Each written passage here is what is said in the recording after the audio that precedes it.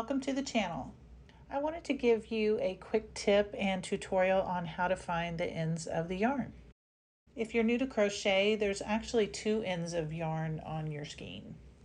One is going to be in the middle. Sometimes you get really lucky and it will already be sticking out just a hair, but if you don't find that, you just pull on it a little bit and it pops right out. Okay? And if you just pull on it while you're crocheting, it'll stay nice and neat.